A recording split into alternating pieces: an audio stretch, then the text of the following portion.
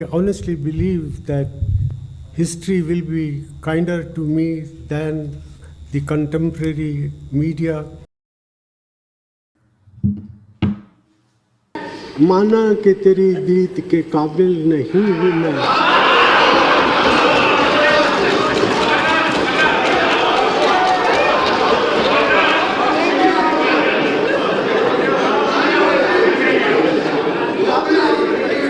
माना कि तेरी दीद के काबिल नहीं हूँ मैं, तू मेरा शौक तो देख, मेरा इंतज़ार देख.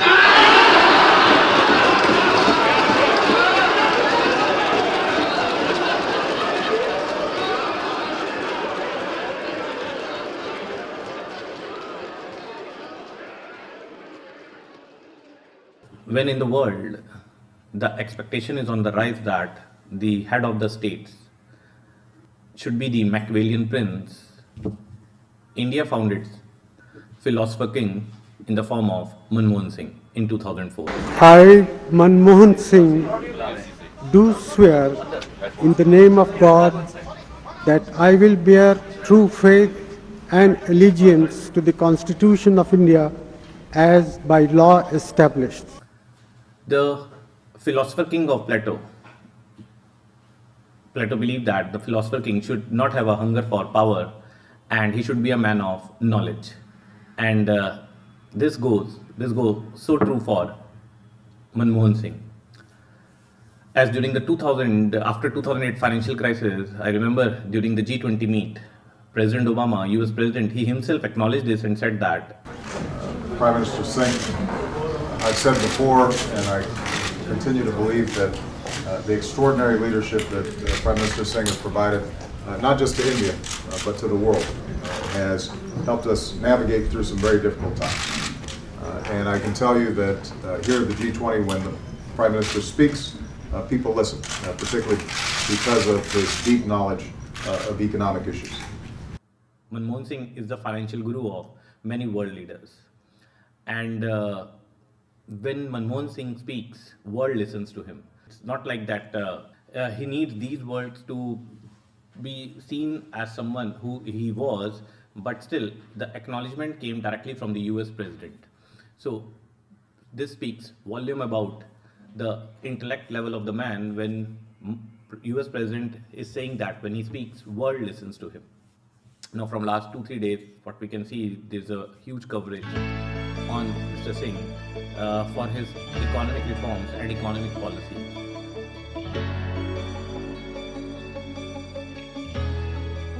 As the world battles to contain coronavirus, India has become a center for vaccine making and is leading from the front. It has tied up with global vaccine makers to manufacture various vaccines in India.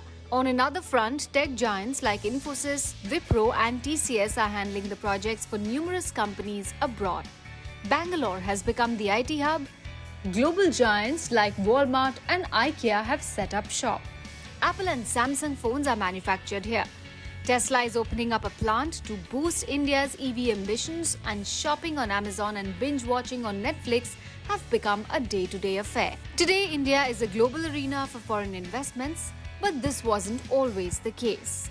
It all started in 1991 when then government led by P.V. Narasimha Rao and his finance minister Manmohan Singh ushered in major changes to the economy by means of the 1991 economic reforms. By and large, the notion prevails towards him that he was an idealist, too idealist to be in politics.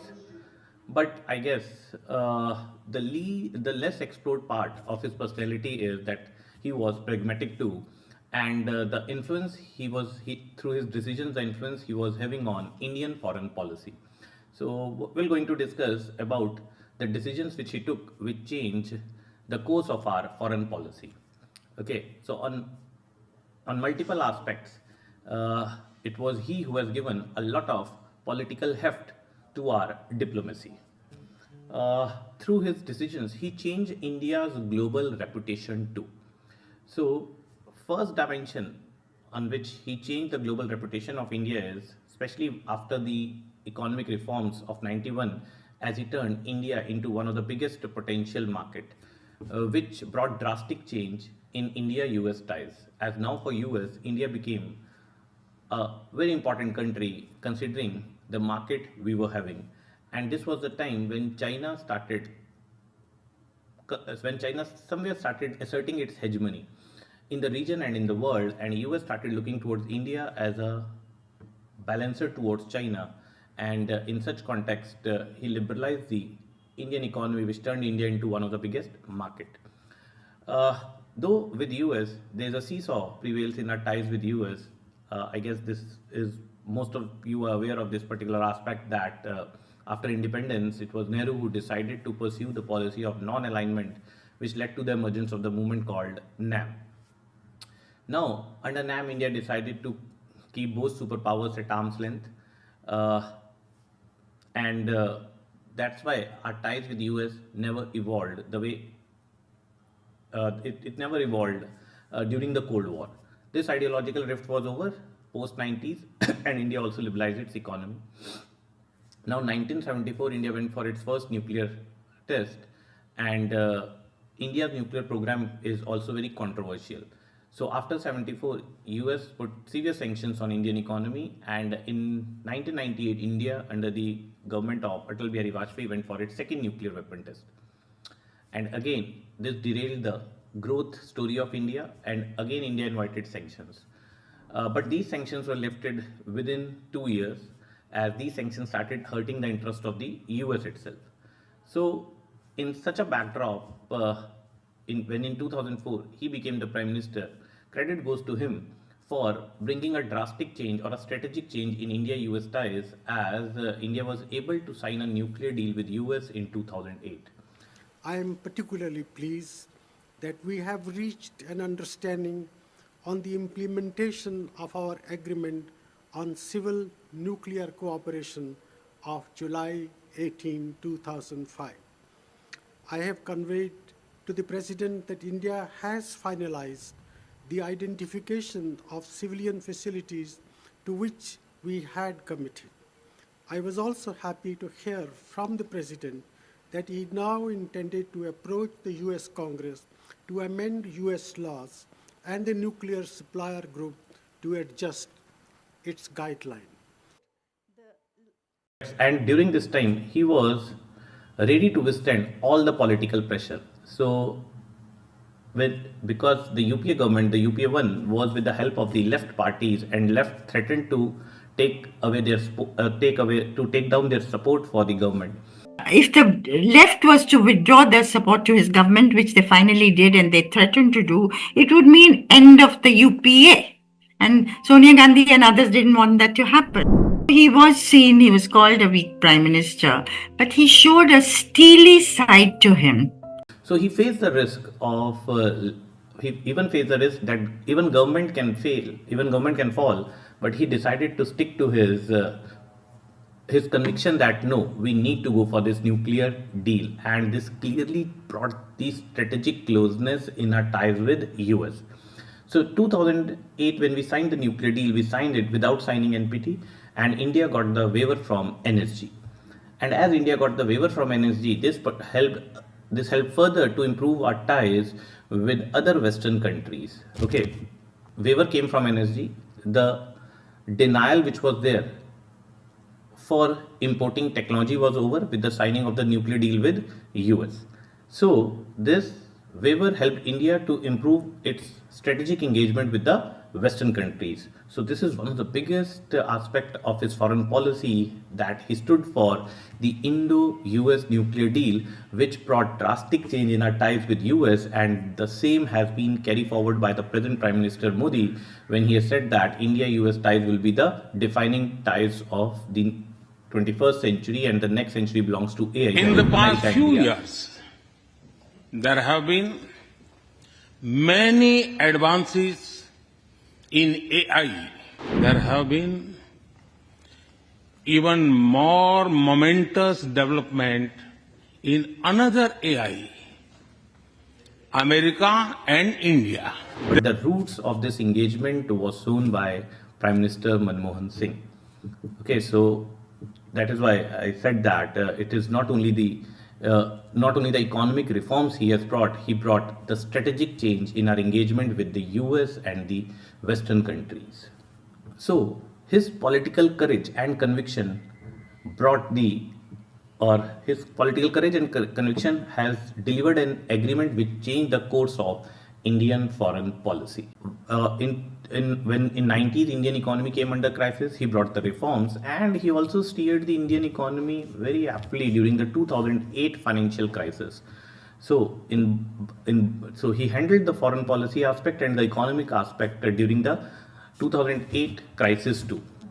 Now things started to improve with Japan also. So our ties with Japan has improved drastically under the leadership of Manmohan Singh, and he was instrumental towards developing the idea of Quad.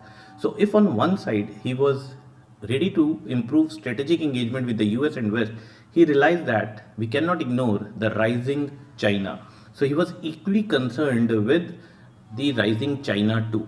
And in 2005 only, we signed the border agreement with China. Though things changed in 2013 when first standoff took place between India, China. Now the stalemate at the border continues unabated, with the Chinese soldiers still present in the DBO sector in Ladakh. Army sources are telling Times Now that efforts are underway for a third flag meeting. Previously, remember, 2 flag meetings between local commanders have failed, with China outrightly dismissing the incursion charge.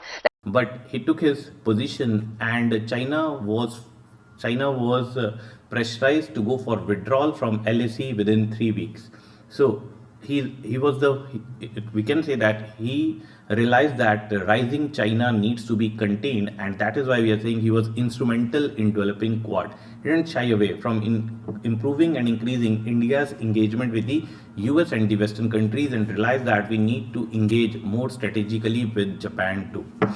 Yes, we cannot deny that he was economist first, and this is also very clear from this statement when he gave that as one of the major objectives of India at present is that India is aspiring for the permanent membership in UNSC. So it was Manmohan Singh who said that we do not need to go for a mad rush for the permanent membership. We need to grow at the rate of 10% for a decade. So if we're able to grow our economy at the rate of 10% for 10 years, world will come to us and will going to offer us the permanent membership. So again, this reflects that he was economics first, but a pragmatic realist who realized that economic weight can increase our political weight in world affairs. While he decided to improve ties with the West, go for strategic alignment and engagement with US, but again he decided we cannot ignore our neighborhood. So it was during his years only Bhutan, Nepal and Maldives, there we have seen the democratic transition in these countries, and India supported the democratic transition in its neighborhood. So we were able to deal aptly with Nepal, Bhutan and Maldives, and ties improved with Bangladesh also.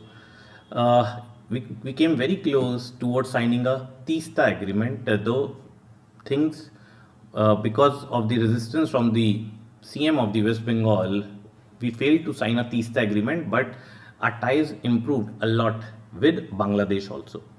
Now, the biggest challenge which he faced in terms of its foreign policy is dealing with Pakistan, as almost all the prime ministers of India have tried to engage with Pakistan on a personal level. So same Manmohan Singh, he was emotional also, as he himself has said that he was a child of partition. His birth was in a village which is now in Pakistan, and he was really committed towards the peaceful resolution of the issue of Kashmir. So personally he was involved towards the peaceful resolution of Kashmir, and one aspect of his personality, another important aspect of his personality which clearly reflects his non-partisan attitude is that he said that I am following the path of my predecessor and the path which was taken by the Prime Minister Atal Bihari Vajpayee. So I'm going to deal with Pakistan and the issue of Kashmir on the lines of Insaniyat, Kashmiriyat, Jamhuriyat, and this path has shown to me by the former Prime Minister Atal Bihari Vajpayee. So this clearly reflects his non-partisan attitude. So as I said, he was personally committed towards the peaceful resolution of Kashmir, and he really wanted that things to be normalized between India and Pakistan, and a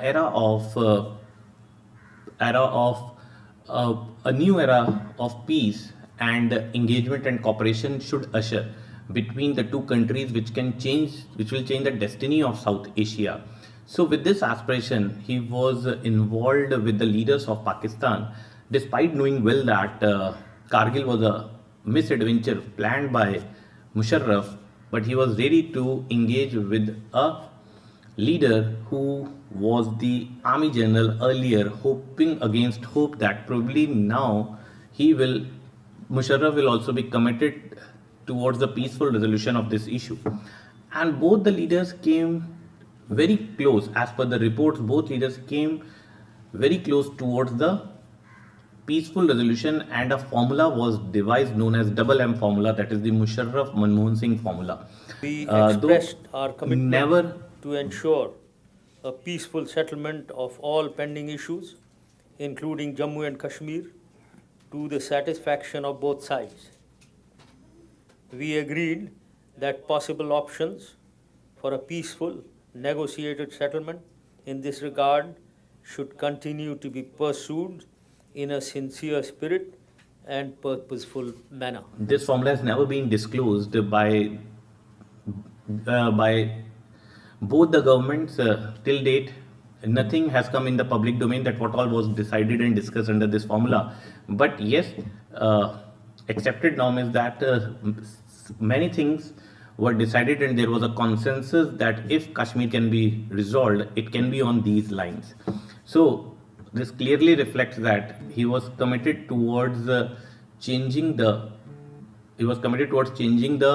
destiny of South Asia, because the biggest hiccup towards making SAARC a vibrant grouping is the tensions between India and Pakistan, and in between Kashmir is the major issue.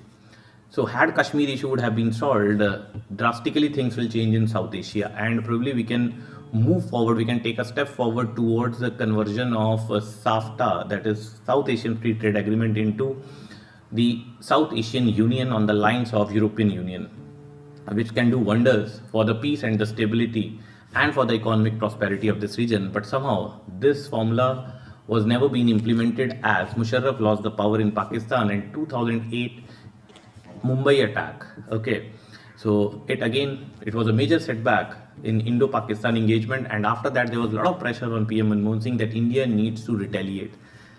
And as India was not able to retaliate, it was just so India was not able to put pressure or not able to take a military action at that time, as there was a lot of pressure. So rather than retribution, he decided to show restraint, and as he decided to show restraint, somehow India was being seen as a soft power, not that assertive towards protecting its sovereignty, and not being that hard in dealing with the issue of terrorism. So I guess the biggest challenge he faced in